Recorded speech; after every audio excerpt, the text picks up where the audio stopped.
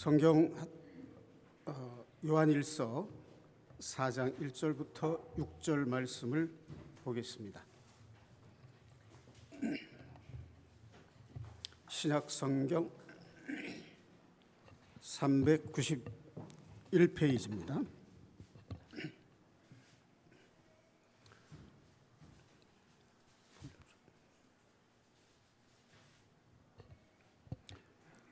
찾으셨으면 함께 봉독하시겠습니다. 사랑하는 자들아, 영을 다 믿지 말고 오직 영들이 하나님께 속하였나 분별하라. 많은 거짓 선지자가 세상에 나왔음이라.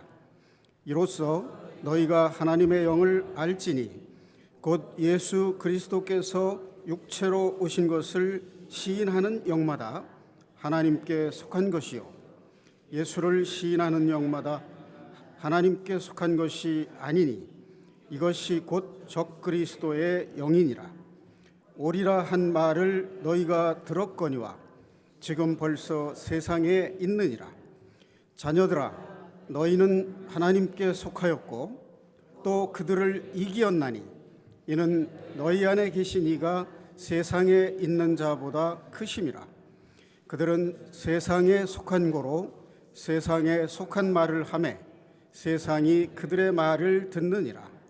우리는 하나님께 속하였으니 하나님을 아는 자는 우리의 말을 듣고 하나님께 속하지 아니하는 자는 우리의 말을 듣지 아니하나니 진리의 영과 미혹의 영을 이로써 아느니라. 여기에 중심이 되는 말은 하나님의 영과 적 그리스도의 영이라고 할 수 있습니다.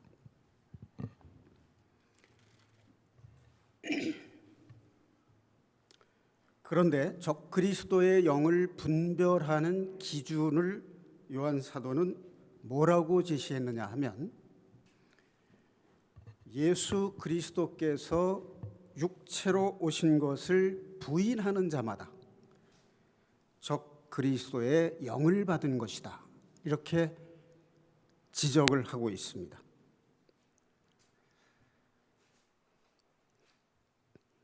자, 여기서 요한 사도가 이 서신을 쓰는 목적이 1장 4절에 나와 있습니다. 두 장을 앞으로 넘기시면 388페이지 요한일서 1장 4절 말씀에 우리가 이것을 쓰는 목적은 우리의 기쁨이 충만하게 하려 함이라.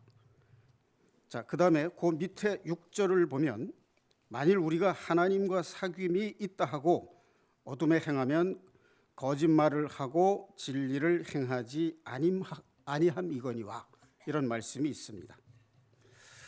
자, 여기 기쁨이 충만하게 하려 한다 하는 말하고 사귐이 있게 하려 합니다 하는 두 가지 목적이 1장에 나오는 이 서신을 쓴 목적으로 제시가 되어 있습니다. 자, 여러분들 하나님을 믿는 믿은 이후 구원을 받은 이후에 신앙생활이 삶 속에서 기쁨을 느끼시나요? 네, 감사합니다. 그런데 우리가 때로 자연스럽게 이런 소리를 들을 때가 있어요. 나는 예수는 믿지만 요즘 내 마음에는 기쁨이 없습니다. 그런 말을 스스럼 없이 할 때 있잖아요. 그것이 왜 그런가 하는, 또 그렇게 말하는 그 심리 속에는 무엇이 내재되어 있는가, 이런 것에 대해서 3번 돌이켜 생각해 볼 필요가 있다고 생각이 듭니다. 우리가 죄를 지었을 때는 회개를 해야 됩니다. 그렇죠? 그런데 여기 요한 사도의 서신에 보면 핵심어가 사랑으로 되어 있습니다. 그래서 이제 바울 사도는 믿음의 사도, 그리고 베드로는 소망의 사도라는 별명이 있는데 비해서 요한 사도는 사랑의 사도라는 별명을 가지고 있습니다. 믿음, 소망, 사랑, 이 세 가지 잘 아시죠? 네. 그런데 이 요한 사도의 별명이 또 하나 있습니다. 우레의 아들이라는 별명을 가지고 있습니다. 우레라는 게 이제 벼락이지 않습니까? 벼락친다, 성격이 벼락 같다, 그런 말이 있습니다. 이 요한 사도가 성격이 벼락같이 아주 급하고 강한 사람이에요. 그런데 어떻게 사랑의 사도가 됐을까 하는 의문을 일단 한번 가져보고 그 답을 이 요한서에서 한번 찾아보시기 바랍니다. 자, 우리가 지금 예수님께서 육체로 오신 것을 여러분들은 시인하십니까? 네, 시인하시죠. 자, 만약에 육체로 오신 것을 부인한다면 어떤 결과가 빚어질까요?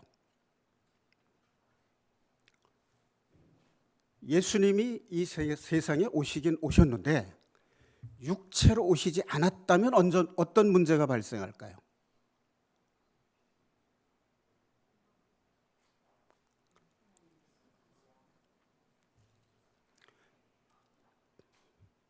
예수님이 인간의 죄를 대속할 수 있는 조건이 하나 있죠. 그게 뭐죠?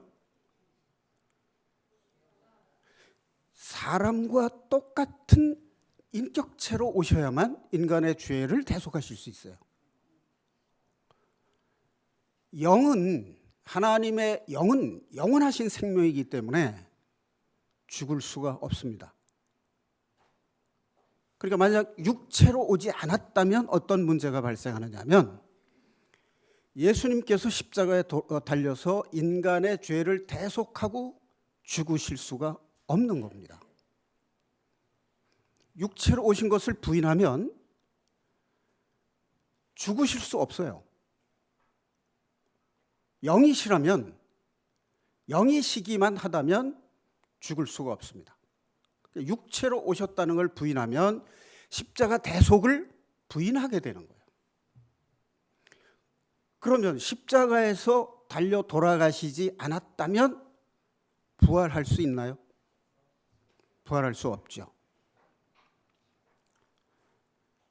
그러니까 육체로 오신 것을 부인한다는 얘기는 결국 어떤 결과가 되느냐면 십자가의 죽음을 부인하는 것이 되고 따라서 부활도 부인하게 되는 겁니다. 예수님 당시에 유대인 사회에 사두개파들이 있었는데 유대인 귀족 출신들입니다. 상류 계급이라고 볼 수 있는데 이 사람들이 부활을 믿지 않은 사람들이에요. 자, 그다음에 예수님께서 인간의 육신과 똑같은 육신을 입고 이 세상에 오셨다. 그런데 인간의 죄를 대속할 수 있는 조건이 두 번째 조건이 있습니다. 그것은 죄가 없는 분이라야 돼요. 그렇죠? 네. 그래서 예수님께서는 이 두 가지 조건을 다 충족하시기 때문에 인간의 죄를 대속하실 수 있는 겁니다. 자, 그러면 인간의 죄의 근본 원인은 무엇인지 다시 한번 여러분들께 여쭤보겠습니다. 우리가 죄를 지었기 때문에 죄인이 된 것입니까? 아니면 죄인이기 때문에 죄를 짓게 되는 겁니까? 요즘에 이 사실 모르는 분들은 아마 없을 거예요. 사과나무에서 사과나무이기 때문에 사과가 열리는 거지, 사과가 열리면 사과나무, 배가 열리면 배나무가 된다. 그런 순서가 바뀐 거죠. 다시 말하면 우리가 죄를 지은 근본 원인은 아담이 선악과를 먹은 뒤에 얻은 죄의 결과, 그것을 원죄, 죄성이라고 얘기를 하죠. 자, 그런데 우리가 한 걸음 더 나아가서 이 죄의 보다 더 근본적인 원인은 무엇인가 하는 거죠. 그것은 하나님을 떠나온 것이 바로 죄의 근본 원인이 됩니다.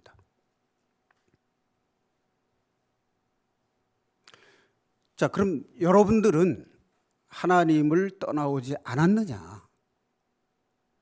아담만 하나님을 떠났느냐? 여러분의 마음 속에 내가 이 세상에 태어난 이후 말을 배우고 이성이 작용하면 한 이후부터 어떤 마음과 어떤 생각으로 이 세상을 살게 됐는가 한번 돌이켜 보세요.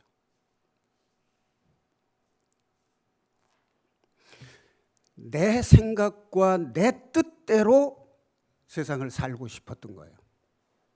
일부 예배 시간에 부자와 나사로에 대한 말씀을 하셨는데, 바로 이 부자는 세상에서 자기가 하고 싶고 누리고 싶은 삶을 산 사람이에요. 이것이 바로 뭐냐면 하나님이 인간을 지으신 본래 목적은 사랑으로 교제를 하시는 것이었어요. 그런데 인간이 능력을 부여받자 하나님을 떠나서 하나님 없이 내가 내 뜻대로 한번 잘 살아보겠다 라고 해서 죄가 들어온 겁니다. 쉽게 생각하면요, 아버지의 교훈을 받지 않고 난 아버지의 훈계 싫어, 그리고 집 밖으로 나가서 자기 마음대로 살려고 하면 그때부터 죄가 들어오기 시작한다, 그런 얘기입니다. 세상으로 흘러가는 그 마음, 그것이 세상의 것들과 연결이 되면서 죄를 짓게 되고 죄악에 물들게 되고 마침내는 사망에 이르게 되는 겁니다. 우리가 지금까지 살아온 삶을 한번 이렇게 돌이켜보면요, 나는 잘 살고 싶고 노력하고 꿈을 꾸고 모든 걸 다 노력을 해봤어요. 그런데 어떻습니까? 어렸을 때부터 이렇게 쭉 자라오는 과정에서 꿈과 이상을 가지고 멋지게 살고 싶었는데 살아보면 볼수록 어떻습니까? 꿈과 이상에 더 접근하고 가까워지고 멋있게 사는 인생이 됩니까? 아니면 산 넘어 산, 하나 이루고 놓으면 또 다른 걱정거리가 생기고 삶이 계속 고통스러워지고 각박해지고 하는 그 모습을 보게 됩니까?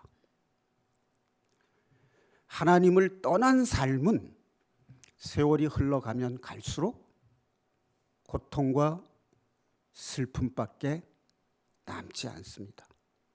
바로 이것이 뭐냐면요, 우리가 살아온 삶을 태어나면서부터 나의 삶을 영상으로 딱 찍어서 영화처럼 파노라마로 쫙 보여준다고 가정해 볼 때, 그 영화는 어떤 결과를 보여주느냐 하면, 거 봐라, 나를 떠나서 내 마음대로 살아본 인생이 어떻느냐, 고통과 슬픔 뿐이지 않아?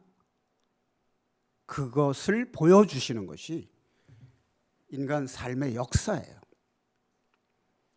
그렇기 때문에 성경의 주제는 깨달았으면 빨리 돌아와라, 그 소리예요. 깨달았으면 빨리 돌아와라.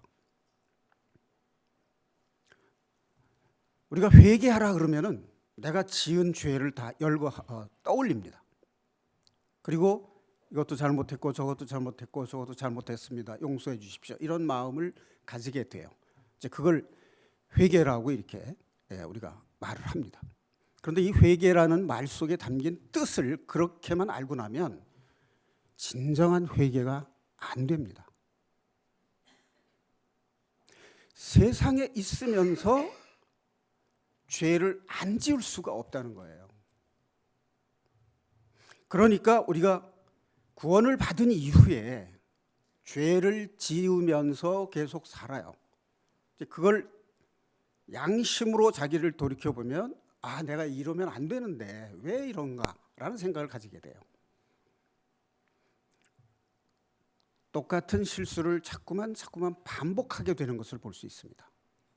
그래서 구원받기 전에도 내가 오직 그리스도의 보혈의 십자가가 아니고서는 내가 구원받을 길이 없다라고 하는 것을 깨닫고 돌이켜 회개해서 죄 사함을 얻고 구원을 받았듯이 구원받은 이후의 삶도 내가 무엇을 노력하고 결단을 해서 죄를 이겨보겠다라고 하면 그는 백전백패가 됩니다.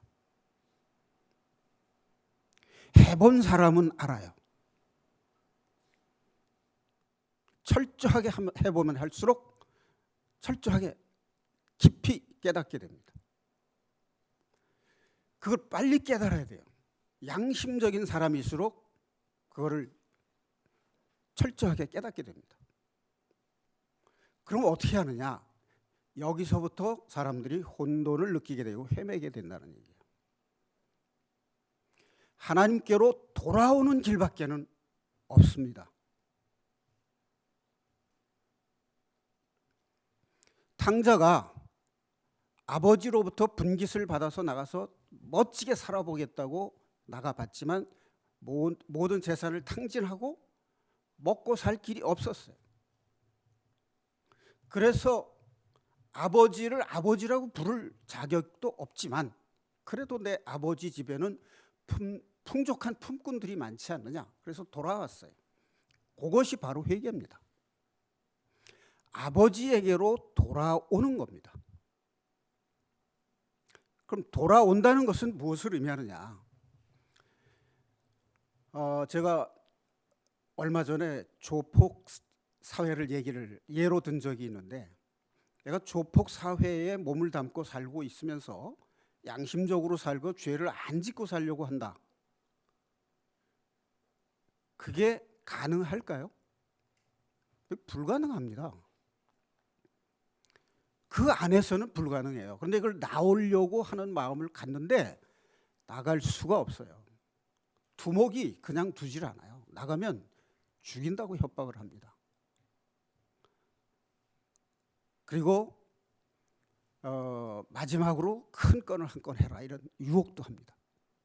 그래서 거기서 그 사람을 빼내줄 수 있는 것은 밖에 있는 사람이고 그 두목에게 이 사람의 값을 치르지 않고는 그 사람을 합법적으로 빼낼 수가 없어요. 그 역할을 하신 분이 누구예요? 우리가 이 세상의 임금, 공중의 권세 잡은 자 사탄에게 매여 살았단 말이죠. 그럼 사탄이 어떤 사람입니까? 어떤 존재입니까? 조폭과 같은 존재 아니에요? 예? 그러니까 세상의 임금이라고 하는 것은 뭐냐면 네 마음대로 살아봐. 네가 제일 중요해. 너는 네가 제일 중요해. 전부 이기적인 마음. 그래서 자기가 모든 결정의 중심에 있어야만 되는 것이 이 세상이에요. 자, 여기서 한 걸음 더 나가서 이 세상의 임금을 우리는 사탄이라고만 알고 있습니다. 그런데 나 자신을 한번 잘 돌이켜보세요. 나의 내면을 들여다보세요. 내가 세상 임금이에요. 세상 임금과 똑같은 생각을 하고 있어요. 그렇지 않습니까? 사탄의 지배 방식이 내 마음에 그대로 들어와 있단 말이죠. 우리가 하나님의 말씀을 내 마음에 받아들이면 하나님의 사람이에요. 그런데 사탄의 사고방식과 사탄의 삶의 방식을 마음에 받아들이면 사탄과 교제를 나누는 겁니다. 부부 사이에서 내가 대우를 받고 싶은 거예요. 아이들한테도 내가 존경받고 싶고 주변 사람들, 인간관계에 있어서도 내가 중심이 되고 싶고 모든 경우에 내가 중심이고 내가 왕입니다. 그러다 보니까 내 마음에 안 드는 것이 많아요. 내 마음에 안 들면 내가 힘이 없으면요 내 마음에 안 들어도 참잖아요. 근데 내가 왕인데 못 참잖아요. 그렇죠? 그러니까 이 세상에 붙은 마음, 사탄의 삶의 방식을 벗어나는 길은 내가 죽는 길밖에 없단 말이죠. 그래서 예수님이 인간의 육신을 입고 이 땅에 오셔서 십자가에 달려서 돌아가셨어요. 그때 우리가 그리스도와 연합해서 십자가에 장사됐다라고 하는 것을 로마서 6장은 강조를 하고 있습니다.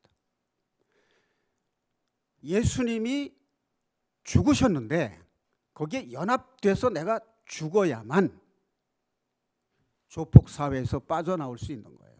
세상에서 하나님께 돌아갈 수 있는 거예요. 내가 길이요 진리요 생명이니 나로 말미암지 않고는 아버지에게로 올 자가 아무도 없느니라.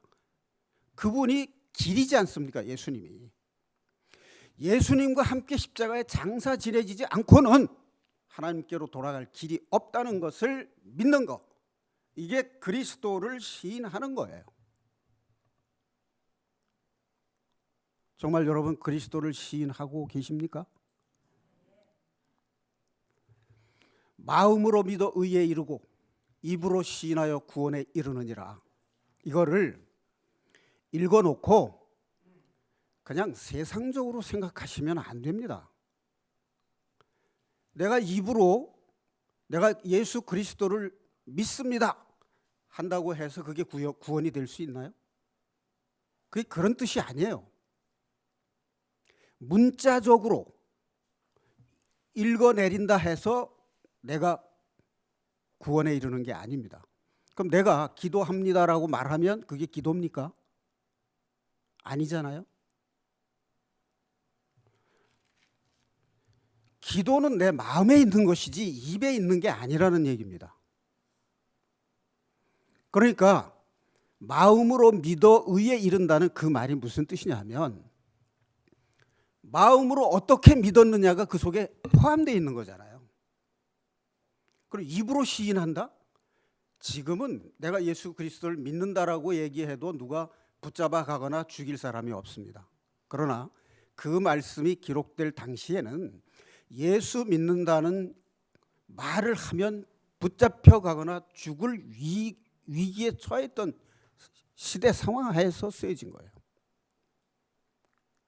입으로 시인한다는 게 마음으로 깊이 믿어진 것이기 때문에 입으로 나오는 거지, 그냥 가볍게 말로 믿습니다, 그게 입으로 시인하는 것이 아니라는 것이죠.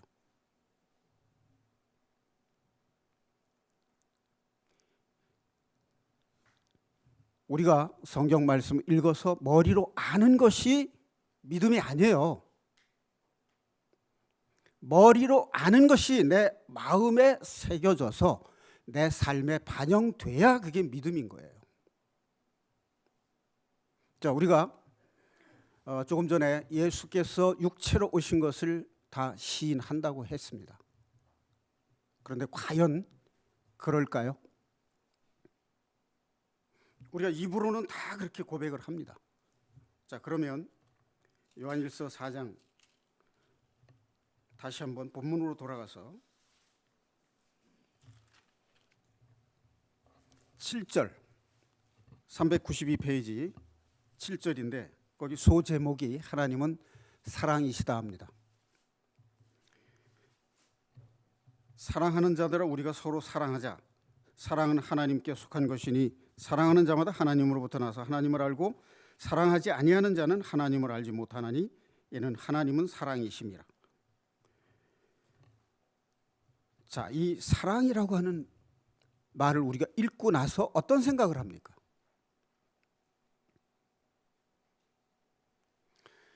사랑을 읽을 때는 성경에 있는 말씀을 읽어요. 근데 돌아서서 생각하는 사랑은 그게 아닙니다. 그럼 어떻게 다른지 한번 확인해 보죠. 고린도서 13장 사랑장 여러분 잘 아시죠? 한번 확인하겠습니다.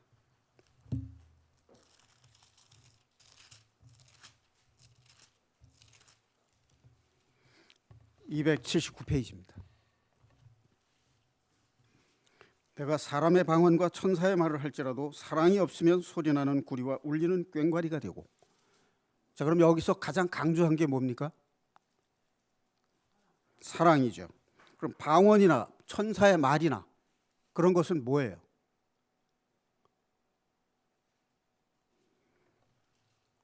뭐 소용이 없다는 얘기가 아니라 그것은 본질이 아니다라는 뜻이에요.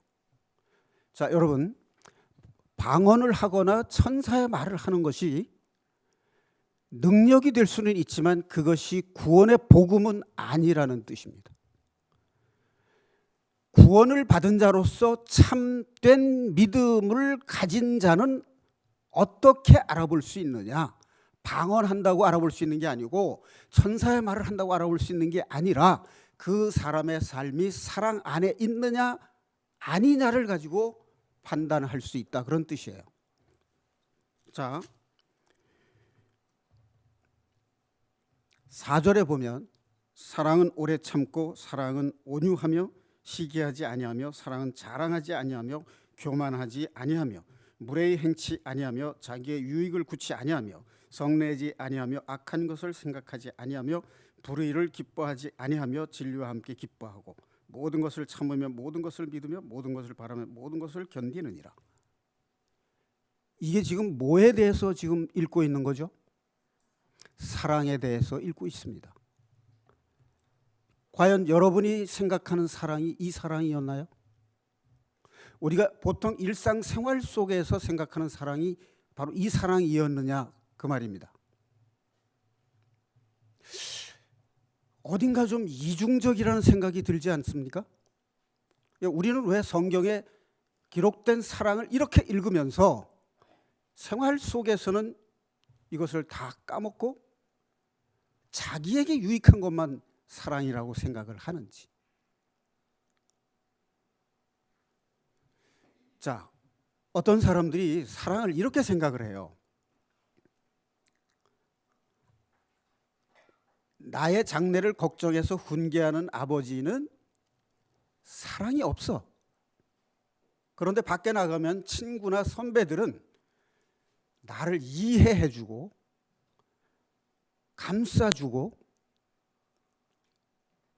좋은 점을 칭찬해주고 재미있는 일 함께하고 이렇게 친절하고 달콤하게 대해준다, 그 말이에요. 그것을 사랑이라고 생각합니다.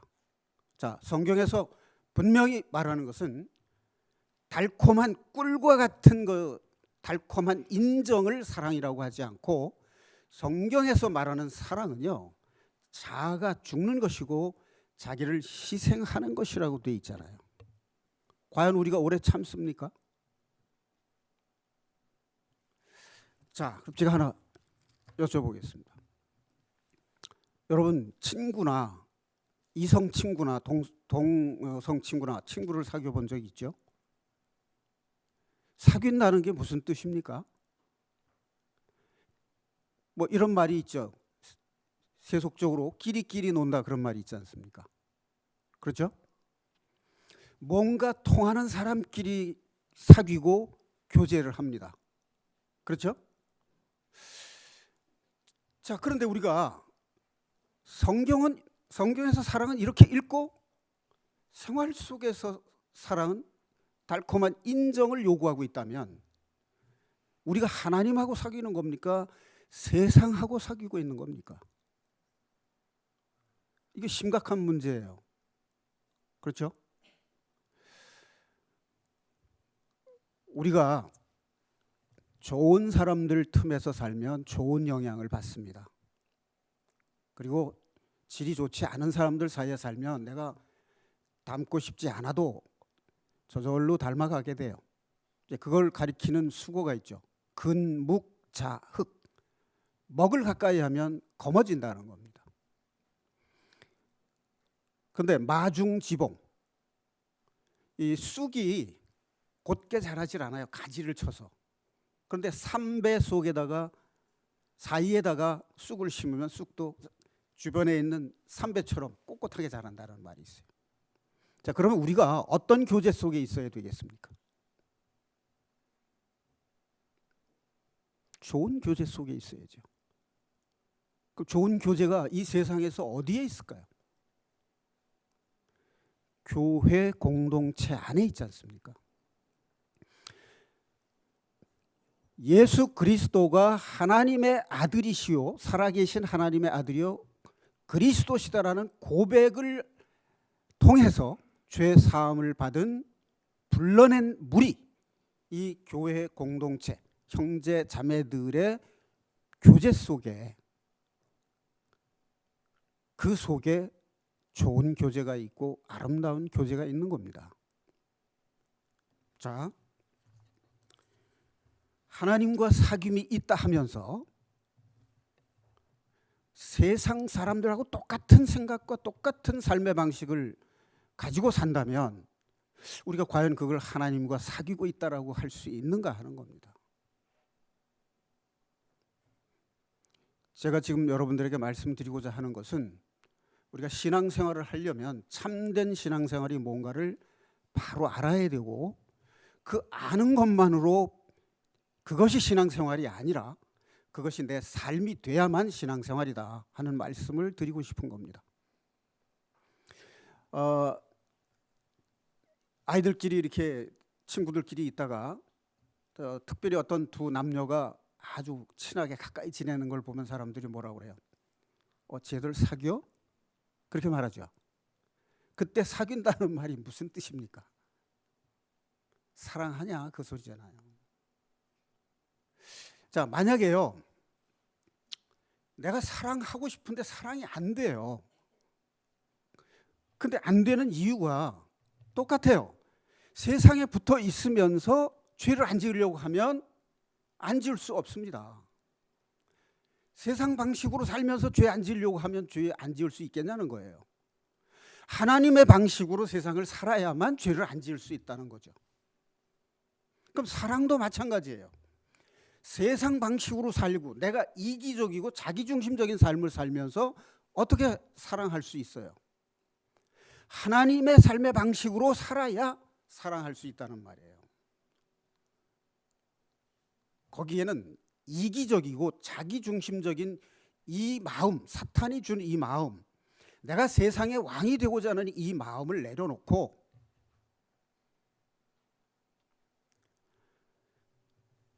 하나님이 인간을 처음 창조하실 때 그 상태로 돌아가야만 사랑이 가능하다, 그 소리예요.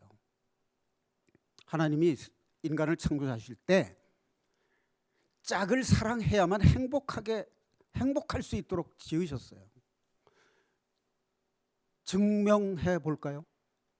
지금 여러분들이요, 내가 좋아하고 사랑하는 사람하고 같이 있으면 어떻습니까? 대화도 잘 되고 소통도 잘 되고 교제가 되고 그 사귐이 기쁨이 되잖아요. 그렇죠? 그런데 그 기쁨이 될 때 상태, 심리 상태는 상대방을 좋아하고 상대방을 존중할 때 그렇게 되는 거예요. 내가 중심이 되면요 미움이 생겨요. 이 사탄이 사는 방식이 내가 중심이 되고 이기적이고 자기중심적인 삶의 방식이에요. 다른 사람이 승진하면 안 돼요. 내가 승진해야 돼요. 다른 사람이 돈 많이 벌면 안 돼요. 내가 많이 벌어야 돼요. 이런 방식으로 살면 마음이 기쁘고 행복할 수 있겠습니까? 이건 하나님의 방식이 아니에요. 이건 하나님과 사귀는 게 아닙니다. 자, 우리가 주일날만 교회 나오고 평일은 세상에 묻혀 산다. 이것도 문제가 있잖아요. 뭐 세칭 썬데이 크리스찬이라고 하는 거 신앙생활에 문제가 있습니다. 자, 그런데 수요예배 나오고 주일 예배 나오고 양육 프로그램 나오고 교회에서 하는 모든 예배와 기도회 모임에 다 참석한다 하더라도 그것으로 신앙생활이 잘 되고 있다라고 생각해서는 안 된다는 겁니다. 세상에서 돌이켜서 하나님께로 돌아가지 않으면 안 된다는 거예요. 그것은 내가 죽지 않으면 안 된다는 거예요. 그리스도와 연합해서 죽음으로써 자기중심적이고 이기적인 마음이 나와 함께한 사람을 위하는 마음, 그 사람의 장점을 보는 마음, 이런 마음이 생겨나지 않으면 신앙생활 안 된다는 것을 말씀드리고 있는 겁니다.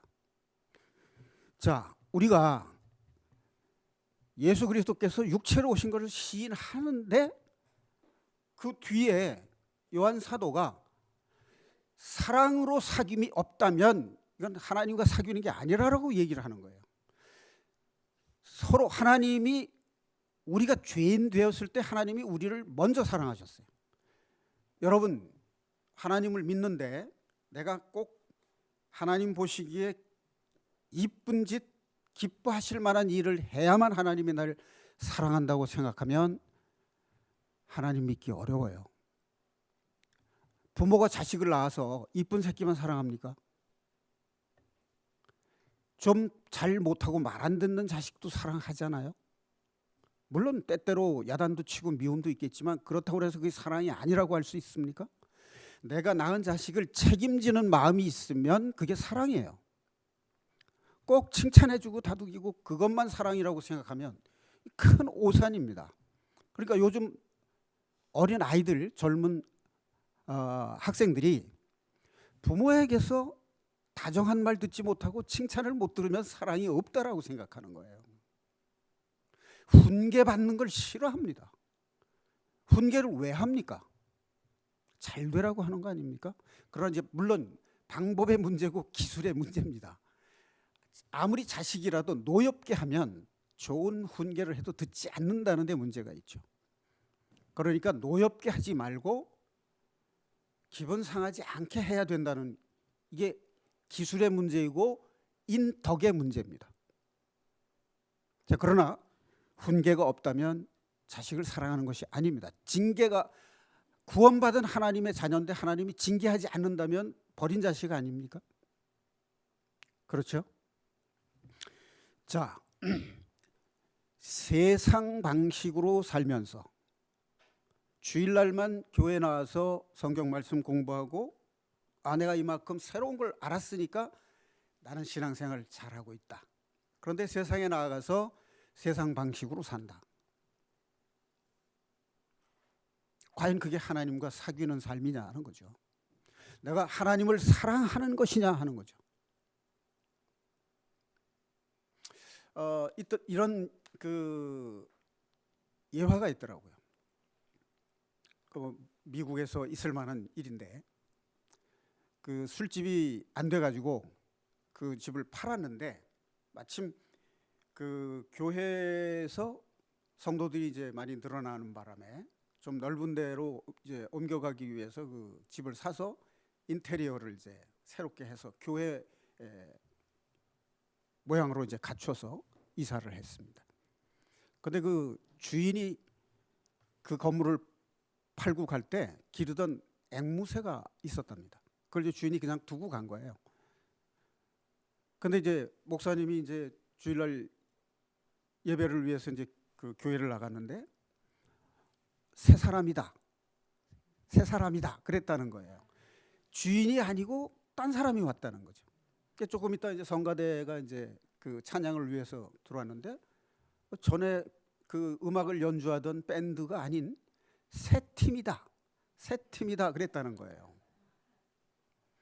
조금 있다가 이제 교인들이 이제 예배를 드리기 위해서 들어오는 걸 보고 그 앵무새가 그랬다는 거예요. 그 손님이다. 그 손님이다. 그랬다는 거예요. 이제 그게 무슨 얘기냐면 평일에 술집에 나와서 술 마시고 놀던 사람이 주일날 넥타이에 양복 입고 예배 드리러 온 거다 그런 얘기죠. 자, 이 우스갯소리에 우리가 비수가 꽂히는 듯한 일화가 아니겠습니까? 그러니까 이렇게 사는 삶, 이건 하나님과 사귀는 삶이 아니라는 거죠. 자, 여러분이 정말 좋아하고 마음을 빼앗길 만큼 사랑하는 사람이 있다고 한번 가정해 봅시다. 혹시 마음 빼앗겨 본 적이 있습니까? 예. 이 마음 빼앗겨 본 이 경험이 하나님의 사랑을 진짜 느낄 수 있는 지름길이에요. 평생 그런 걸 못 느껴봤다 그러면 이게 마음에 문제가 있는 거예요.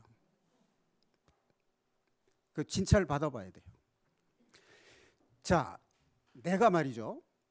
어느 날 그야말로 세상 말로 필이 딱 꽂히는 사람을 만났어요. 근데 그 사람을 보니까 천사 같아. 얼굴과 외모도 예쁘지만 그 마음씨가 아주 세련되고 고운 사람을 봤어요. 근데 나는 세상적으로 그냥 막 살았어요. 근데 그 사람을 꼭 사귀고 싶어. 내 사람으로 만들고 싶어요. 그럴 때 여러분들 어떻게 사시겠습니까? 그렇게 좋아하는 사람을 만나는데 내가 전에 막 살던 그 삶 그대로 살면서 가서 내가 당신을 좋아하니까 나하고 같이 삽시다. 그럼 그 사람이 허락할까요? 허락하지 않죠. 나는 당신이 어떤 사람인지 모릅니다. 그럼 당신을 알지도 못하는데 내가 어떻게 당신과 인생을 함께 하겠습니까? 그러면 당신을 나에게 보여달라. 그럼 그 사람 어떻게 하게 되겠어요? 이 사람 싫어하는 거 안 하겠죠. 그 사람이 좋아하는 것이 무엇인지, 그 사람이 용모가 아름다우면 나도 외모를 가꿔야 되고, 그 사람의 마음씨가 곱다면 나도 그 사람의 교제하고 사귈 만큼의 내 마음씨를 고쳐야 되지 않겠습니까? 자, 이게 아이러니컬한 얘기인데요. 뭐 저도 그런 경험이 있습니다만, 주일날 교회 나와서 예배를 드리고 성령 충만해가지고 기쁜 마음으로 이제 교우들 만나서 교제하고 기쁜 마음으로 이제 있다가 집에 돌아가는데, 주차를 해놨는데 내 차를 가로막고 있는 차가 있는 거예요. 그래서 이제 전화번호를 찾아서 이제 차 좀 빼달라고 하려고 하니까 전화를 안 받는 거예요. 30분이 지나도록 6통화를 했는데 전화를 안 받는 거예요. 여러분 열 받습니까? 안 받습니까? 그때 혼잣말로 뭐 어떤 말이 나와요? 아이 이런 소위 말하면 육두문자가 나오잖아요. 근데 방금 교회에서 나왔으니까 욕은 못하지만 마음속으로는 어때요? 부글부글 끓잖아요. 나는 급한데 약속이 있어 빨리 가야 되는데. 자, 그럴 때 근데요, 제가 그런 경험을 통해서 뭘 알았냐면요, 내가 이제 말씀에 맞지 않는 실수를 반복하잖아요. 그 말씀이 내 안에서 해결되기 전에는 그 시험이 반복해서 온다는 거예요. 그걸 통과해야 그게 안 와요. 통과하면 한 단계 업그레이드 된 시험이 옵니다. 그래서 심지어는 이런 생각도 해요. 이 시험을 통과하면 더 큰 시험이 올 텐데 차라리 그냥 시험에 들고 말지, 이런 생각을 할 때가 있어요. 여러분, 그게 바로 사탄의 영입니다. 제가 목회를 하려고 할 때 나를 아는 분, 제일 잘 아는 분, 우리 어머니 또 제 아내 반대가 제일 심했습니다. 당신을 내가 누구보다 잘 아는데 당신은 안 돼. 얘야, 왜 그 어렵고 고달픈 길을 가려고 하니? 응? 그냥 너는 지금까지 하던 네 길을 가. 처음엔 제가 마음이 약해졌어요. 내가 나를 돌이켜 볼 때 앞에 나서서 누구를 말씀을 증거하고 한다는 게 참 쑥스럽고 하나님 앞에 양심에 가책이 되고 해서 포기했습니다. 젊은 날에. 그런데 어느 날 제가 그걸 알았어요. 그 말이 내가 하나님께 가까이 가는 것을 가지 못하게 막는 사탄의 소리라는 걸 알게 됐어요. 자, 제가 이 말씀을 드리는 이유가 우리가 생활 속에서 사탄의 영에 붙잡히는 경우와 하나님의 영의 지배를 받는, 하나님과 사귀는 삶이 무엇인가, 그것을 말씀드리려고 하는 겁니다. 요한 사도가 요한일서 1장 4절에서 이 편지를 쓰는 목적을 얘기한 것이, 나의 기쁨을 너희에게 그 기쁨이 충만하게 하기 위해서 이것을 쓴다는 거예요. 그것이 뭐냐면 내가 하나님과 사귀고 있는 기쁨을 너희로 하여금 하나님과 사귀는 기쁨이 어떤 것인지 그 기쁨이 너희 안에 충만케 하기를 바라서 이 편지를 쓴다는 거예요. 내가 하나님을 알기도 전에 죄인 되었을 때 하나님 우리를 사랑했어요. 우리가 그 사랑을 입었으면 마땅히 너희도 서로 사랑하라. 하나님과 사귐이 있다 하고 서로가 사랑하지 않는다면 그것이 어찌 하나님과 사귐이 있다고 하겠느냐, 그것이 어찌 하나님을 믿는 믿음이라고 하겠느냐 하는 겁니다. 자, 여러분, 우리의 신앙생활을 이제 어떻게, 우리의 생각과 우리의 마음가짐을 어떻게 가지고 신앙생활을 해야 할 것인가, 이거 정말 진지하고 심각하게 생각해 봐야 돼요. 이대로는 안 됩니다. 성경 읽어놓고 세상적으로 생각하면 안 됩니다. 달콤한 친절, 가식적인 칭찬, 그게 사랑이 아니에요. 그거는 인정입니다. 사랑은 쓴 거예요. 고린도전서 13장을 보면요, 사랑은 헌신적이고 희생적이고 공의로운 하나님의 성품이 그대로 그 속에 드러나 있어요. 우리 개인적으로 이거 못합니다. 한국 사람들의 또 하나의 특징이 뭐냐면 성경의 좋은 말씀을 다 읽고 자기에게만 적용해요. 구원받은 형제 간의 사귐이 없이는 사랑 안 됩니다. 내가 받은 기쁨, 내가 받은 성령 충만을 서로 교제로 나눌 때 그 기쁨이 2배가 되고 4배가 될 수 있는 거지, 혼자만 안고 있다고 그래서 그것이 어떻게 하나님과 사귀는 것이 되겠습니까? 한 부모 밑에 태어난 형제 자매들도 그렇지 않습니까? 형제 자매가 서로 위해 주는 마음이 있을 때 마음이 기뻐지지, 누나 거 뺏고 형 거 뺏고 나만 잘 되고 일시적으로는 기쁨이 있겠죠. 그러나 모두가 다 알고 있잖아요. 말은 안 해도 쟤는 어쩜 저렇게 이기적이야, 우리 동생 맞아? 이런 생각 들지 않겠어요? 자, 이제부터 그리스도의 영과 적그리스도의 영을 구별하는 그 기준을 하나 더 첨가하자 하는 겁니다. 그리스도가 육체로 오신 거 부인하는 거, 이거 적그리스도의 영이에요. 그런데 우리는 입으로 생각으로는 부인하지 않아요. 그런데 우리의 마음이 자기중심적이고 내중심적이다는 거예요. 이거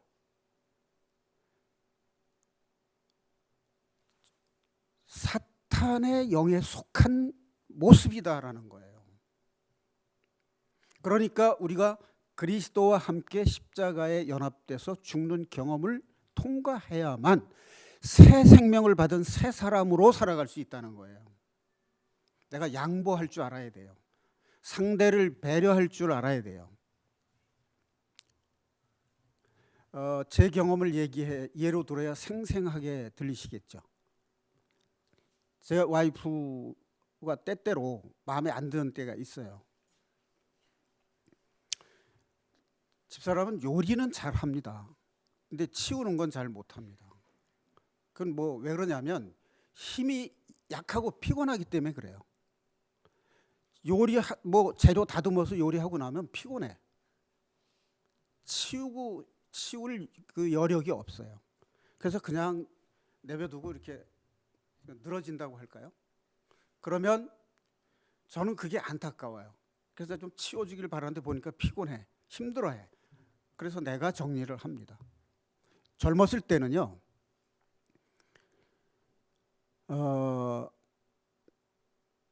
단점은 보이는데 장점이 잘 안 보이더라고요. 근데 요즘에는요, 단점에는 제가 눈을 감습니다. 그 장점을 봅니다.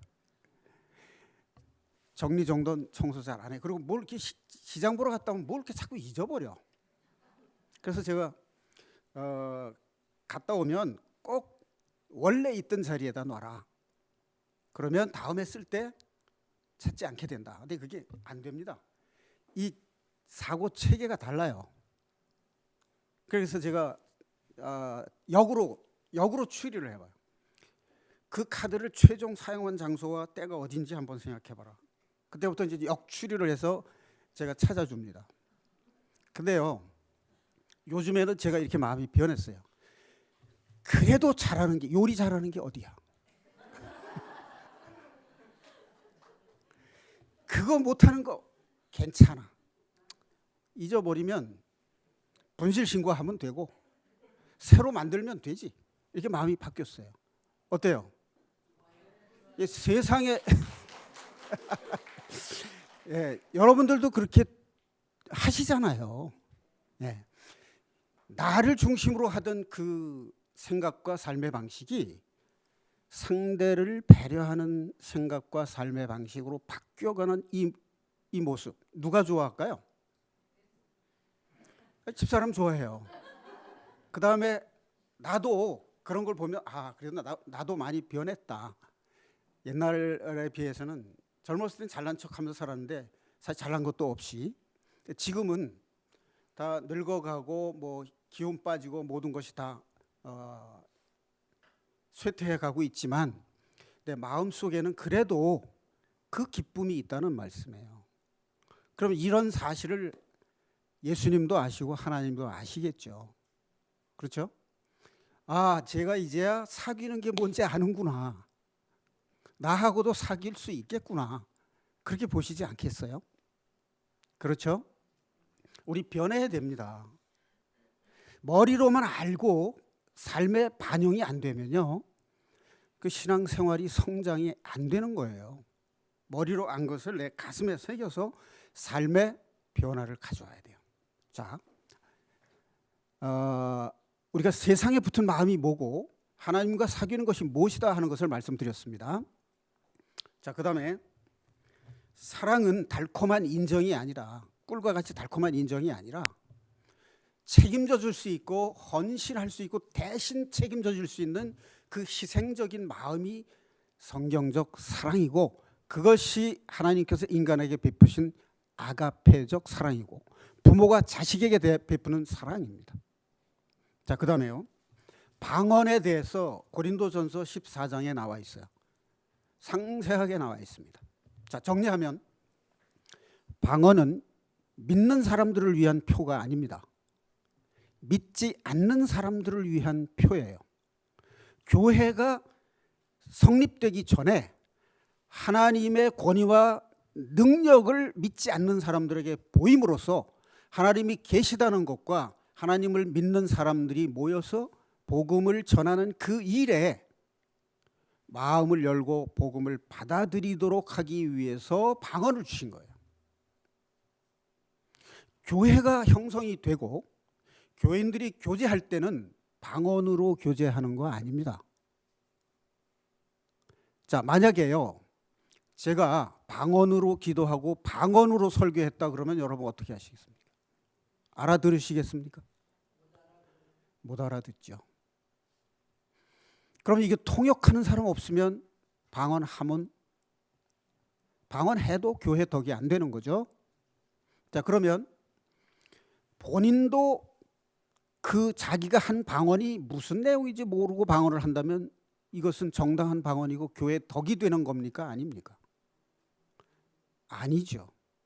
더 나아가서 형제 자매들하고 마음을 열어놓고 교제하는 것이 아니라 방언의 은사를 받은 것을 내가 하나님에게 특별한 총애를 받는 것처럼 사람들 앞에 자랑 삼아 하거나 자기 의를 드러낸다면 이 방언은 의미가 없는 거예요.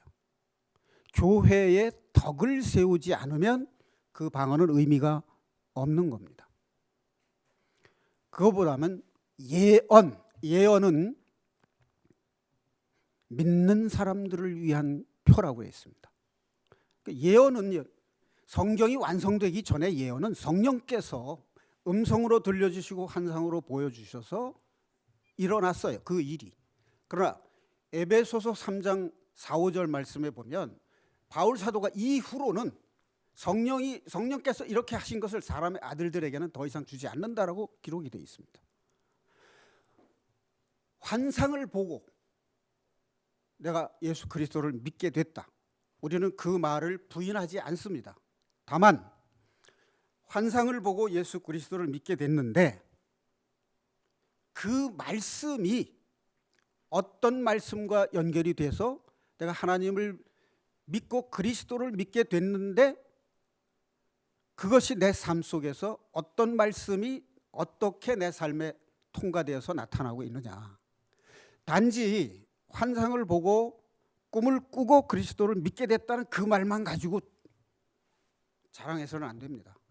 그 말이, 그 꿈이, 그 환상이 어떤 성경 구절로 나를 감화시켰는지 그것이 없으면 안 돼요.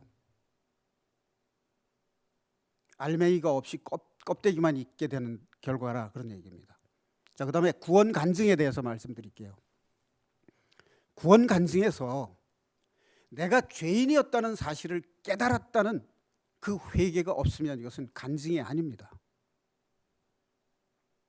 그다음에 내가 이 죄를 깨닫고 회개를 함으로써 그리스도께서 나의 죄를 사해 주셨다는 것을 내 마음으로 믿어 경험이 됐다는 것을 통해서 그리스도를 증거하는 것이 있어야 돼요.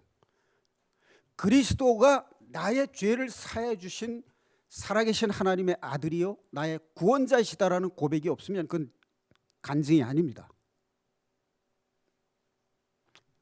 제가 좀 나도 모르게 좀 업된 것 같습니다. 강조하다 보니까 그렇게 됐는데 간증할 때는 두 가지 요소가 빠지면 간증이 아니다라는 것을 분명하게 생각하시고 정리하시고 주변 사람들에게도 교제를 통해서 그런 말씀을 꼭 나누세요. 자, 그다음에 지금 제가 성경에 나오는 사랑하고 우리가 일상생활 속에서 하는 사랑이 세상적인 것과 하나님과 사귀는 것이 다르다는 걸 말씀드렸고, 방언은 어떤 의미가 있는 것이냐, 그다음에 예언은 뭐냐. 예언은 성경이 완성된 이후의 예언은 성경 말씀을 깨달은 마음으로 그 속에 담긴 하나님의 뜻을 깨달아 아는 것이 예언이에요. 그것을 전하고 가르치는 것이 예언이에요.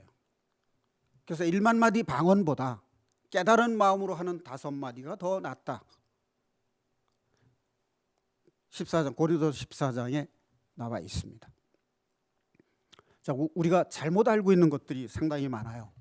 우리가 잘 믿으려고 하는데 열심히 따라가다 보니까 그것이 잘못된 줄을 모르게 됩니다. 구원을 받았다고 하는 사람들 중에 신천지에 뭐라고 그럴까요? 신천지에 유혹이 돼서 거기에 몸을 담고 있는 사람들도 꽤 있습니다. 이것은 분명히 뭔가가 잘못된 거죠. 자, 여러분, 혹시 뉴에이지 운동이라고 들어보셨습니까? 신세대 운동이라는 거예요. 신세대 운동, 새세대 운동이라는 건데, 이 운동이라는 말은 한 번 하고 그치면 운동이 아니죠. 지속적으로 이제 반복될 때 운동이라고 하는데, 이게 뭐냐면 미국이나 유럽에서 교회가 사회적인 영향력을 상실하면서 새로운 시대의 사회 지도 이념이 나와야 되겠다라고 하는 배경에서 출현이 된 거예요. 그런데 여러분들 이걸 확실히 아셔야 됩니다. 뉴에이지 운동, 신세대 운동이 문화와 함께 침투하고 있다는 거예요. 우리는 문화는 거부감 없이 받아들입니다. 그런데 그 속에 단지 문화만이 아니라 그 속에 적 그리스도의 영이 교묘하게 잠재 투입이 돼서 들어온다는 것을 우리는 모르고 받아들이는 수가 많다는 거예요. 뉴에이지 음악도 있습니다. 자, 뉴에이지 운동을 한마디로 요약 정리를 하면 범신론입니다. 범신론. 범신론이라는 것은 무릇범자, 모든 사물 속에 다 실이 들어있다라는 것입니다. 이것은 유일신 하나님을 부인하는 정신이에요. 자, 그다음에 요약해서 말씀드리면 두 번째로 우리가 강조해서 말씀드릴 수 있는 것이 뭐냐면 신비주의를 추구하고 있다는 겁니다. 신비주의. 성경에도 보면 사도들이 성령을 받아서 사람으로는 행할 수 없는 능력을 행한 그런 기록들이 있습니다. 그것은 베드로나 요한이나 바울 사도 자신이 인간으로서 한 것이 아니라 하나님께서 성령의 능력을 부어 주셔서 한 겁니다. 그런데 사도들이 한 그것은 단지 신비한 것을 초능력을 행하기 위해서 주신 것이 아니라 하나님의 복음을 전하기 위해서 주신 능력이에요. 제가 무슨 얘기 하려고 하는지 감 잡으셨습니까? 초능력이 없다는 것, 신비한 현상이 없다는 것이 아니라 있는데 그것이 하나님의 복음을 전하고 하나님과의 사랑의 교제가 없는 초능력 신비주의는 사탄 숭배 사상 쪽으로 빠져들어간다, 그런 얘기입니다. 귀신도 초능력을 행사합니다. 자, 그다음에 이 뉴에이지 운동에서 행하는 것들 중에 이런 게 있어요. 명상이라는 게 있습니다. 명상이라는 것은 말을 하지 않고 한 가지 생각으로 집중하고 있다면 그 생각조차도 없어지면서 완전히 마음이 빈 상태가 됩니다. 마음이 비면 그때 빈 마음에 누구도 들어가기 쉽겠죠. 그런데 그 빈 마음에 무엇이 가장 먼저 침투해 들어갈까요? 대학마다 명상 클럽이 있습니다. 이 인도의 만트라라든지 불교의 명상이라든지 이런 그 종교 단체의 명상 이런 게 있는데 빈 마음의 상태로 분위기를 만들고 그 속에 초능력을 체험하게 하는 거예요. 인간의 혼과 사탄의 영을 링크라고 그러죠. 왜? 연결시키는 작용을 하는 작업이 바로 명상이라는 프로그램이에요. 그러니까 이 명상 프로그램이라는 것을 우리가 함부로 그런 클럽에 들어가서 경험을 하시면 안 된다는 것을 말씀드리는 거예요. 여러분, 거기 가서 그런 체험하고 돌아와서 내 신앙이 어떻게 성장하느냐가 문제지, 그 신비한 체험을 하고 왔다, 당신들하고 나는 달라, 나는 몇 단계 높은 신비한 체험을 하고 있는 사람이야. 그런데 그것이 말씀에 의해서 나를 성장시키는 열매가 없다면 그 초능력과 신비 체험은 의미가 없는 것이고, 의미가 없는 걸 넘어서 자칫 잘못하면 사탄의 영과 연결될 수 있다는 겁니다. 자, 예를 들어서요, 방언 훈련이라고 하는 것도 있죠. 아멘 할렐루야 아멘 할렐루야를 똑같은 말을 자꾸 반복하면서 속도를 빨리 하게 되면은 나중에는 자기도 모르게 랄랄랄랄 소리가 나온다, 이 말이죠. 그런데 그런 그 명상이나 초능력 신비에 이르는 전초 과정이 뭐냐면 사람의 기운을 빼야 돼, 먼저. 그래서 인도에서 요가 하는 사람들은 육식을 안 합니다. 채식만 시켜요. 그리고 그 요가의 자세를 보면은 사람으로서 할 수 있는 자세가 아니에요. 그게 그 특이한 자세, 그 자세를 하고 요가를 할 때 명상을 합니다. 그래서 사탄의 영이 들어가는데 그게 뱀의 에너지를 인간의 몸에 흐르게 하는 작업이에요. 그런 거 하고 싶으십니까? 그런 거 하면 큰일 나요. 돌아오지 못합니다. 그 세계에선 그 사람들을 신으로 여겨요. 신으로 숭배해요. 사람인 내가 신으로 숭배받으면 그거는 멸망받는 길입니다. 그러니까 겉으로 보면 좋은데, 여러분 요즘 우리 세상에 사기치는 사람들 많잖아요. 보이스피싱 하는 그 업자가 대학생 아르바이트를 광고를 내 가지고 대학생을 불러들여 가지고 그 일을 시키는데 아르바이트 하러 온 학생이 이게 보이스피싱 사기인지를 모르고 하는 거예요. 자기도 모르게 걸려드는 겁니다. 이게 사탄의 영은 이렇게 정상적인 사람들의 정상적인 생각을 가진 사람들에게는 유혹을 못합니다.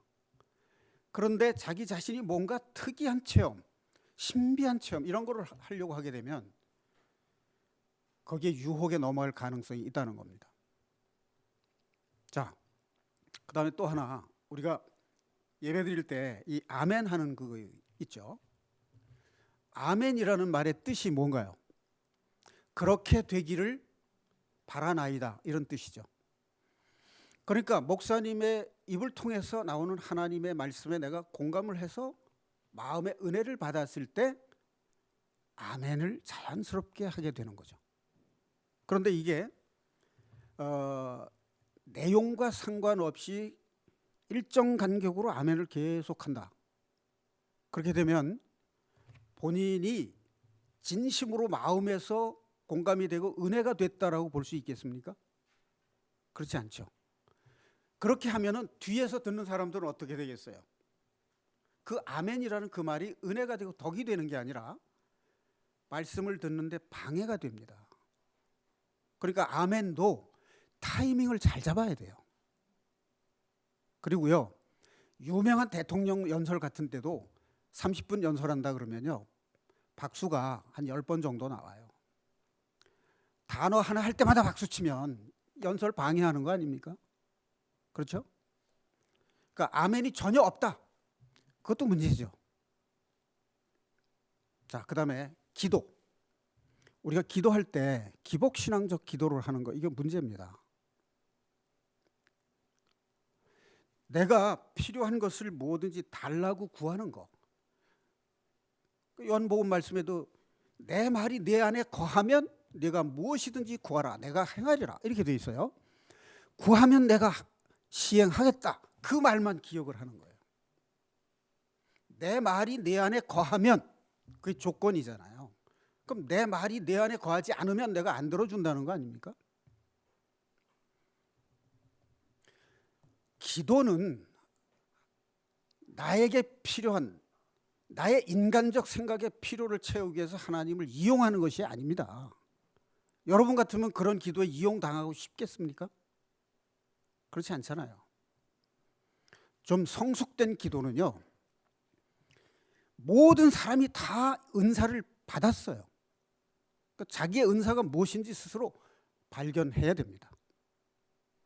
내가 받은 은사를 통해서 하나님의 영광을 드러내게 해달라고 기도하는 것이 성숙한 신앙인의 기도 자세입니다. 이미 받은 은사에 감사할 줄 알아야 되고요, 하나님의 영광을 드러내기 위해서 저를 드리겠습니다, 저를 써 주십시오라고 하는 그 자세, 그게 기도가 돼야 돼요. 자, 기도의 핵심에 대해서 한 말씀 드릴게요. 여러분, 기도할 때 필요한 거 달라고 기도하시죠? 자, 그러면 필요한 것을 달라고 기도할 때 그 필요한 내용에 이것을 집어넣어 보세요. 여러분이 세상 살아가는데 제일 필요한 거, 제일 가치 있는 게 뭐라고 생각합니까? 이 세상 살아가는데 돈이 필요해요. 권력도 있으면 좋고, 명예가 있으면 더 좋고요, 장수하면 더 좋고, 그렇죠? 그런데 지금까지 여러분 살아오면서 가장 행복했던 때가 어떤 때인지, 언제였는지, 그것이 무엇이었는지 한번 돌이켜 보세요. 가장 지옥 같고 가장 불행했던 때가 언제인가 한번 생각해 보세요. 이 미움이 쌓이면 지옥이잖아요. 자, 요 지옥이라는 이 말을 해놓고 인간의 마음이 미움으로 가득 차서 증오에 쌓일 때가 지옥이다. 그러나 지옥은 따로 있는 게 아니다, 이렇게 말하면 이건 사탄의 영입니다. 그렇죠? 자, 그런데 내가 누군가를 좋아하고 사랑했을 때 그때 자기를 생각하나요? 상대를 생각하나요? 그 사람이 기뻐하는 것이 나의 기쁨이고 그 사람이 행복해져야만 내가 행복해질 수 있다는 것이 그게 사랑이잖아요. 사람이 이 세상을 살아가는데 가장 필요한 것이 사랑입니다. 하나님 아버지, 내가 하나님께서 저를 사랑해 주신 것 같이 내가 형제들을 사랑할 수 있게 해 주십시오라고 기도해 보십시오. 자, 중요한 거 한 가지 정리해 봅시다. 죄는 회개하는 겁니다. 맞죠? 그러면 사랑이 없는 것은 어떻게 합니까? 그것도 회개합니까? 사랑이 없다고 회개하면 사랑 주십니까? 사랑이 없는 건 회개하는 게 아니에요. 구하는 겁니다. 그것을 기도로 구하는 거, 그건 하나님의 뜻에 합당한 거잖아요. 사랑을 주시면 나머지 모든 건 부수적으로 다 따라옵니다. 여러분, 내가 죽기보다 싫은 남자인데 돈이 많어. 고래등 같은 기와집에서 그 남자하고 살고 싶습니까? 아니면 정말 내가 사랑하는 사람인데 사람은 좀 진국인데 가난해. 그 사람하고 초가 삼간에 살겠습니까? 어느 게 행복입니까? 요즘 사람들은 이렇게 말합니다. 그렇게 물으면요, 돈 많은 남자하고 기와집에 살겠다를 선택하는 게 요즘 세태입니다. 그렇죠? 나눠 가지면 그 돈으로 자기 좋아하는 사람하고 살 수 있다. 이게 그러니까 신앙적 차원에서 생각하는 게 아니라 경제관념에서 생각을 하는 거죠. 네, 이건 성경적은 아니라는 거죠. 네, 제가 물은 그 질문의 본질은 그게 아니고 사랑하는 사람과 함께 하는 것이 행복이다 하는 거죠. 그러니까 우리가 하나님과 사귀면서 형제와 사귐이 있으려면 하나님께 받은 사랑을 형제와 서로 사랑하는 마음을 나누는 것이 참된 신앙생활이다 하는 겁니다. 자, 마지막으로 뉴에이지 사상을 바탕에 두고 유일신 사상을 부인하고 범신론적인 사상에다가 신비 체험을 통해서 사람들에게 아주 그럴듯한 교육을 하는 여러 가지 프로그램들이 있습니다. 그 중에 이런 프로그램이 하나 있습니다. 혹시라도 오해가 없이 들으시기 바랍니다. 제가 이 말을 하는 것은 누구를 지적하려거나 또는 나쁜 의도로 얘기하는 게 아니라 우리가 신앙생활을 할 때 성경에 맞는 올바른 신앙생활을 하기 위해서 이런 점은 잘 구별을 해야 된다는 뜻에서 말씀을 드리는 겁니다. 드레스 디아스라고 하는 사랑의 운동이라는 그 프로그램을 운영하는 곳이 있습니다. 그런데 거기 다녀오면 그 프로그램에 이제 자기도 모르게 이제 적응을 하면서 감동을 받는 사람들이 많이 있어요. 그런데 드레스 디아스라는 말이 무슨 뜻이냐면 3일이라는 뜻이에요. 영어로 하면 3days입니다. 그 3일이 무슨 뜻이죠? 예수님이 십자가에 달려 돌아가시고 나서 부활하신 때까지가 3일입니다. 자, 이 프로그램은 스페인의 이그나티우스 로욜라라고 하는 사람이 로마 카톨릭의 수도사들을 교육하기 위해서 만든 영성훈련 프로그램입니다. 근데 이 사람은 어떤 사람이냐면 마르틴 루터가 종교 개혁을 할 때 그 종교 개혁 운동에 반대하면서 로마 카톨릭을 견고하게 유지하면서 개혁을 하자는 취지에서 이 프로그램을 시작을 했어요. 그래서 이 가톨릭에서는 교황이 이 프로그램을 좋게 평가하고 칭찬하면서 전 세계에 있는 로마 가톨릭을 하나로 묶는, 일체화시키는데 굉장히 공헌을 하고 기여를 했습니다. 특히 2차 세계대전 이후에 고아와 과부들을 돕는 사랑의 운동을 펼치면서 이게 확산이 됐고, 남미를 중심으로 해서 남미 천주교에서 역시 가난한 사람들을 돌보기 위한 사랑을 베푸는 운동으로 확산이 됐습니다. 자, 그런데 여기에서 사용하는 프로그램 중에 이런 게 있어요. 같은 명상 과정이 있습니다. 침묵의 시간이 있어요. 그 다음에 침묵에 대해서는 명상 훈련하고 관련이 있습니다. 이게. 그래서 제가 그런 말씀을 드렸고, 그 다음에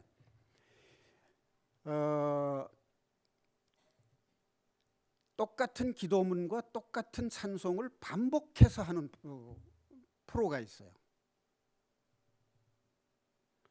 다양한 찬송을 하는 게 아니라 같은 찬송을 계속 반복해서 하는 거. 이게 이제 제가 아까 얘기했던 거 있죠. 아멘 할렐루야를 계속 빠르게 반복하다 보면 입신의 경지에 들어갑니다. 그 다음에 이 드럼이나 북 같은 거 있죠. 둥둥둥둥 하는 거.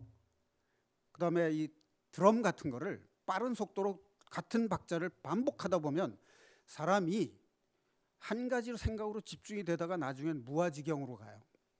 그래서 이 락 뮤직 그 연주하는 그 장소에 가면요, 그 락 뮤직에 심취한 그 관객들 중에 옷을 벗어 던지거나 절도를 하거나 이런 사람들이 생겨나요. 그게 똑같은 박자를 계속 반복하다 보면 사람을 황홀경에 이르게 하는 거예요. 이런 것은 신비 체험에 해당하는데, 이런 것은 사탄의 영에 연결될 가능성이 있기 때문에 위험하다는 겁니다. 그 유명한 가수를 숭배하는 그런 팬클럽이 생겨나요. 그 가수, 노래를 잘하는 가수를 신격화하는 겁니다. 어떤 사람을 신격화하는 클럽이 생겼다 그러면 그것은 사탄의 영과 연결되는 거다 하는 것을 아셔야 돼요. 그 다음에 그 렉터라고 하는 강연, 그 인도하는 사람, 진행하는 사람들이 강의할 때 촛불을 켜놓고 강의하고, 강의가 끝나면 촛불을 끕니다. 근데 그 촛불을 켜놓는다는 거, 여러분 제가 대학 입시 공부할 때 촛불 켜놓고 공부를 했어요. 왜 그런지 아세요? 보통 방에 형광등이 중앙에 걸려 있습니다. 그리고 책상은 벽에 붙여 있어요. 그래서 책상에 앉아서 공부를 하게 되면 형광등이 머리 뒤에서 비칩니다. 그럼 집중이 안 돼요. 형광등을 끄고 책상 양쪽에다 이렇게 촛불을 켜잖아요. 주변은 다 깜깜하고 여기만 환해요. 그래서 집중이 됩니다. 그리고 잡내, 뭐 반찬 냄새나 뭐 이런 냄새도 제거하는 효과가 있고요. 그래서 촛불을 켜놓고 공부를 해서 집중이 잘 된 그런 경험, 덕을 본 경험이 있는데, 하여튼 집중력을 향상시키는데 촛불을 켜는 것이 도움이 됩니다. 그런데 이 어떤 프로그램을 계속 똑같은 촛불을 켜놓고 하게 되면, 예를 들어서 1시간 그 강의를 한다 그러면 모든 사람들이 촛불을 바라보면서 집중이 돼요. 그러면 그 사람의 강의 내용이 아주 그 스펀지가 물을 빨아들이듯이 흡수가 됩니다. 그런데 그 내용이 문제죠. 이제 좋은 내용이다 그럴 때 우리가 좋은 영향을 받습니다. 그런데 그 속에 좋지 않은 사악한 어떤 의도를 가지고 그 프로그램을 진행했다 그럴 때 우리가 그 영향을 받을 수 있다는 겁니다. 그래서 우리가 분별할 줄 알아야 된다는 거죠. 다 좋은 건 아니라는 거예요. 자, 이 말씀을 드리는 이유는 우리는 잘 믿는다고 생각하고 있는데 더 잘 믿기 위해서 특별한 프로그램에 참가하고 싶고 내 믿음이 성장되고 향상됐으면 하는 그런 마음, 그 마음이 왜 없겠습니까? 그러나 거기에서 행해지는 모든 프로가 그리스도를 증거하는 내용이 없다면 이것은 좋지 않은 프로그램이라고 판단을 하셔야 됩니다. 내용은 좋은 내용들이 많아요. 그런데 거기서 그리스도를 증거하는 내용이 없다, 복음이 없다 그러면 그 프로는 이상한 프로다, 이렇게 판단을 하시는 게 좋다는 겁니다. 여러분 이거 아시잖아요. 하나님을 믿는데 그리스도는 안 믿을 수 있어요. 유태인들 그렇지 않습니까? 유태인들 하나님 얼마나 구약 성경에 입각한 모세오경 철저하게 지키려고 하고 행하려고 하는데 그리스도를 배격하잖아요. 여러분 우리가 입으로는 그리스도를 믿는다고 하고 하나님과 사귐이 있다고 하는데 우리의 삶은 세상적 방식으로 살고 세상과 짝해서 살고 있다면 내 말과 내 생각과 내 말하고 내 삶이 다르다는 거 아닙니까? 자, 여러분 목적지를 내가 가고자 하는데 열정을 가지고 빨리 가는 거 중요해요.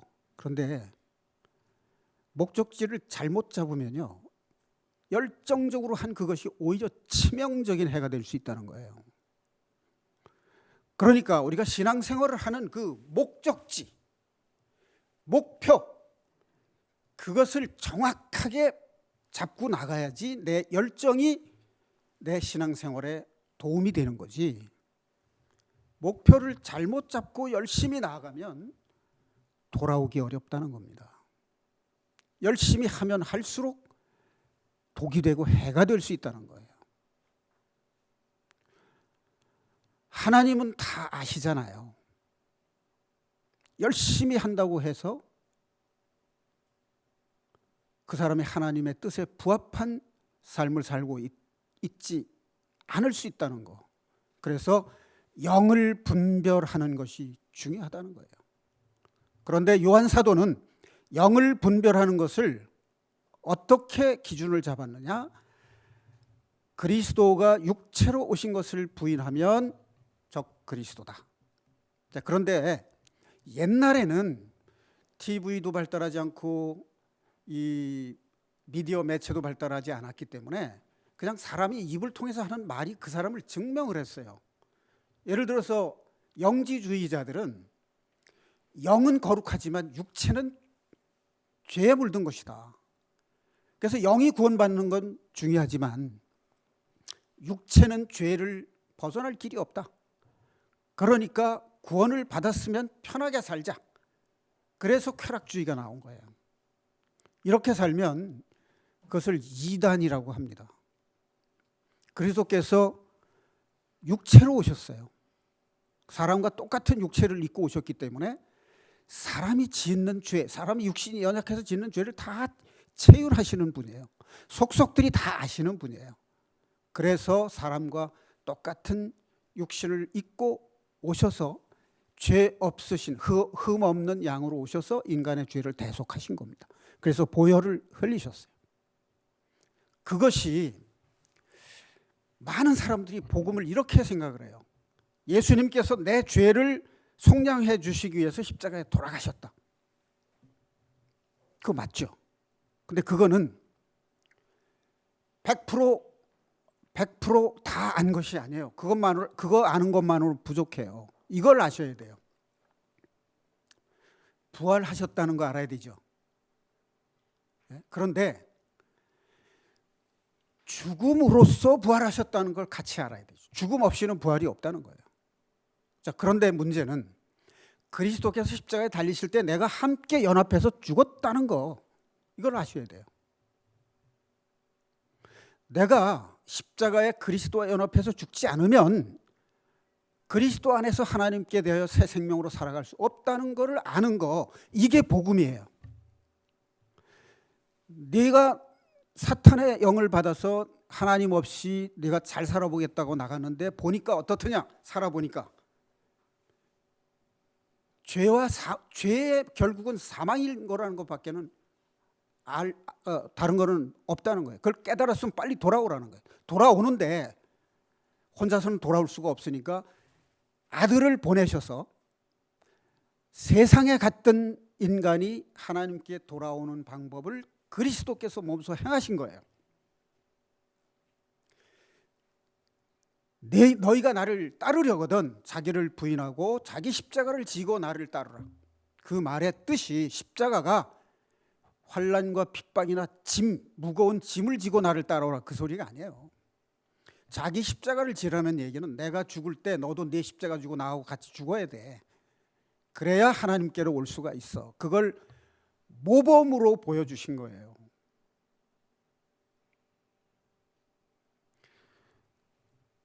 그러니까 우리가 구원받고 복음 깨닫고 구원받고 죄사함 받고 이것만 가지고 신앙생활을 다 된 거라고 생각하시면 안 돼요. 자, 여러분 출애굽 과정을 보시면 신앙생활이 어떻게 되는 건지 명쾌하게 알 수 있습니다. 유월절 양을 잡아서 문인방에 피를 발랐어요. 그것이 예수님이 피를 흘리심으로써 인간의 죄를 대속해서 우리가 죄사함 받았다는 거죠. 홍해를 건넜다는 거. 고린도전서 12장 1절에 보면 바울 사도가 너희가 조상과 함께 구름과 바다 속으로 지나면서 세례를 받았다라고 얘기를 했어요.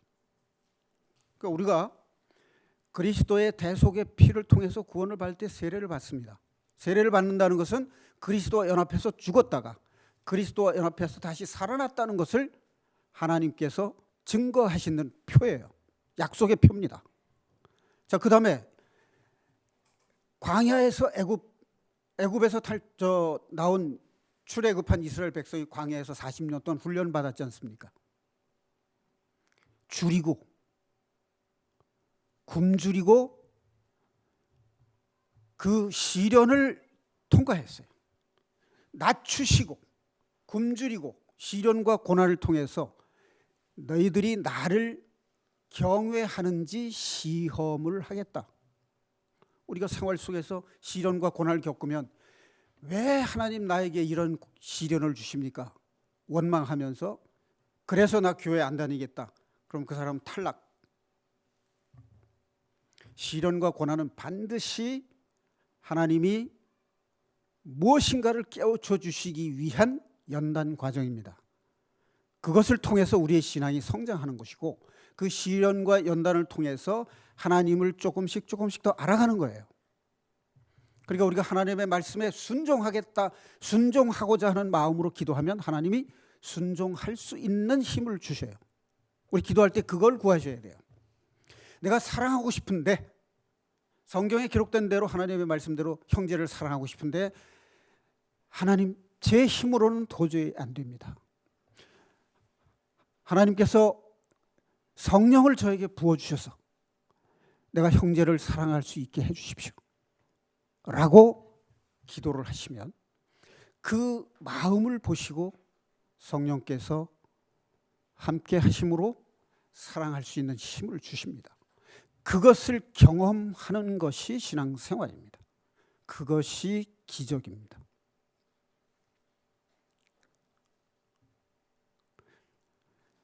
내가 좋아하고 사랑하는 사람하고 사귀는 것처럼 기쁘고 행복한 게 어디 있습니까?